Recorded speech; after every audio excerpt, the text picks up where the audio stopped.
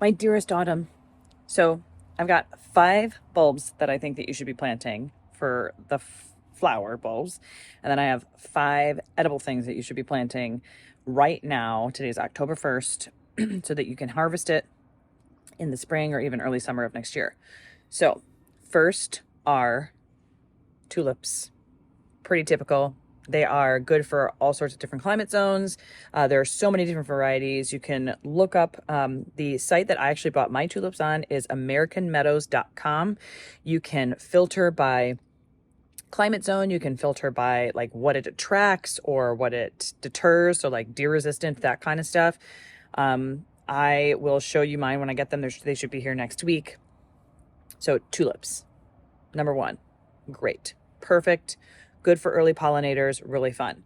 Daffodils, another thing you should be planting right now. Again, great for early pollinators. There are so many different varieties. There are peach, there are yellow, there are whites. They're so much fun, and you can kind of decide based on what your aesthetic is, what you would like to plant. Another one is daylilies. Now, I am not planting daylilies this year, mostly because I don't love daylilies, and it's not because they're not beautiful. They really are.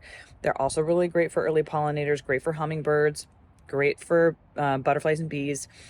And there are so many different varieties, so you can choose based off of whatever kind of variety you want. And technically, daylilies are actually edible.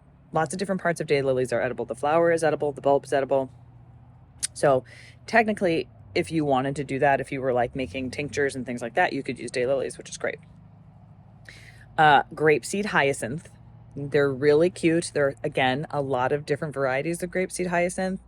They're like little grape bulbs. They look really cute and they're small. So if you're looking for, a little bit of different height variety, that's a really great thing to do. I'm planting them specifically because my husband asked me to, and they're super cute.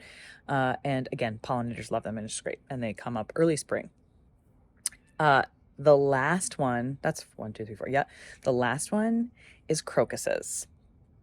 And I want you to plant saffron crocuses. That's right. You can grow your own saffron crocuses. You know that flower from, that's all around Frozen, the animated feature. The flower of Arendelle is the crocus. Okay, listen. There are so many different varieties of crocuses, so you need to make sure it's the saffron variety. It's not the stamen, it's the stigmas that are the spice that you can grow them in your yard. You'll never have to buy saffron again if you're somebody who likes Spanish cooking or Mediterranean cooking or Indian cooking or any of that kind of stuff. This is a must-have in your garden. So make sure you get them. Again, you can get them at americanmeadows.com, which is where I got mine. And I'm super excited. I got all my bulbs last week and I'm going to be planting them probably today because it's really nice today. Now, edible things that you would be planting right now. Garlic. Garlic overwinters and it becomes mature in like the early midsummer. And that's when you can harvest garlic scapes and then also the garlic bulbs themselves.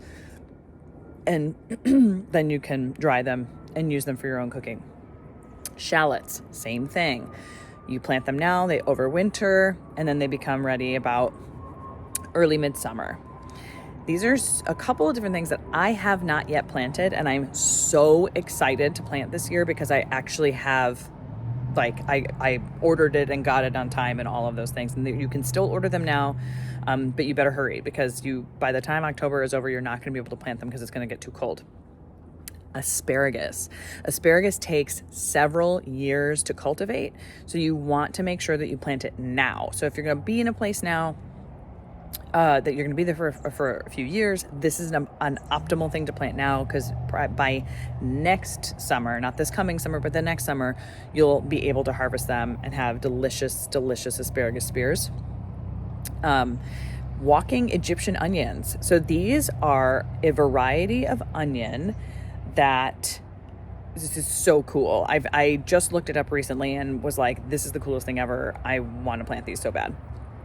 So you plant them and then the bulbs become, they kind of flower, but the flower is actually another set of onions and they lean over because they get too heavy and then plant themselves into the soil and continue to do that over and over and over again. And then you can harvest, a few and then leave some and whatever. They're called walking onions because when it leans over and replants itself, then it's spreading itself and kind of walking around the yard. So super cool. I'm really excited to plant those. And then for those of you who love strawberry rhubarb pie, plant your rhubarb now. Rhubarb is great because it's in it's a partial sun, shade kind of plant. So you don't need to have full sun for it. And then you can have stalks forever. Okay. So those are the things that I want you to plant in October. If you have any questions, please feel free to ask me. Again, I am a lazy gardener, so I am doing this so that I can, reap the benefit of these things for years to come and not have to plant them over and over again. And a bonus, you can also plant artichokes right now. Just saying. But we can talk about that later. So I love you. Have a great time. Remember, it's okay to fail.